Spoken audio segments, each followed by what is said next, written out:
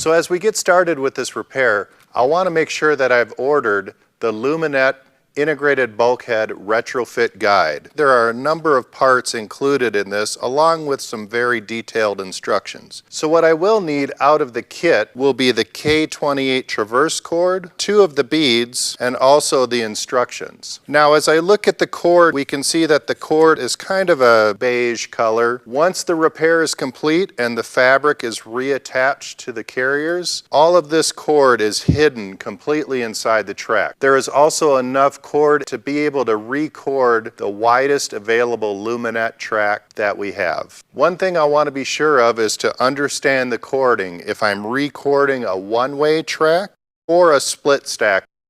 So let's begin by first removing the scissor from the lead carrier. Also remove the scissor from the stationary carrier. And we'll move that out of the way and just keep the stack of carriers contained right in the center. Remove the locking screw on the stationary carrier. A number 1 Robertson screw, bring that out of the way as well. This traverse cord is damaged or broken or whatever it might be, so we need to remove all of this cord and replace it with our new cord. And remove the cover and the end cap. There are 2 Robertson screws on the end here that I'll want to remove as well. Remove all of the old cord. Go ahead and cut this away. Remove the passive end cap. Come over to the integrated bulkhead and we're going to remove this as well. There are 2 Robertson screws on the adapter that's holding that integrated bulkhead into place. Remove both of those screws. Remove the integrated bulkhead. Because I've removed both ends, this tilt rod is free to move about inside the track. Take something like some painter's tape and just get that wrapped around to help hold that tilt rod into place and also prevent the carriers from going anywhere as well. Now I need to remove the remaining cord from the integrated bulkhead. As I'm pulling the continuous cord loop, that's what's driving the traverse cord here. Take the end of the cord and feed that right in against the gear. Start to pull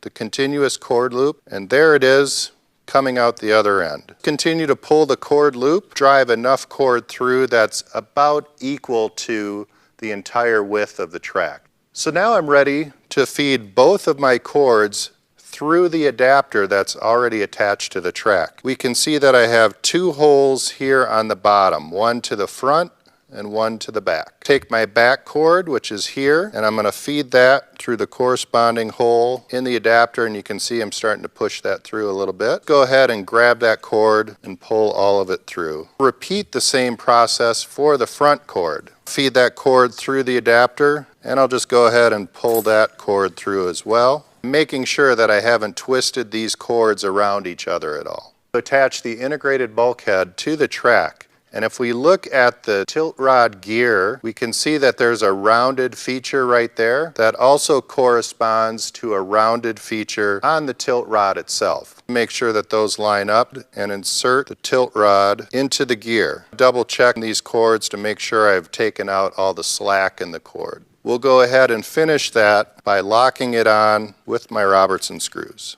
Bring both of our traverse cords through the track. Go behind the tilt rod into the bottom of the track, and it is going completely underneath all of the carriers. Repeat the same process with the front cord coming off the front of the bulkhead. Go right underneath in front of the tilt rod, underneath the carriers. Pull all of this cord through completely as well. Remove the tape.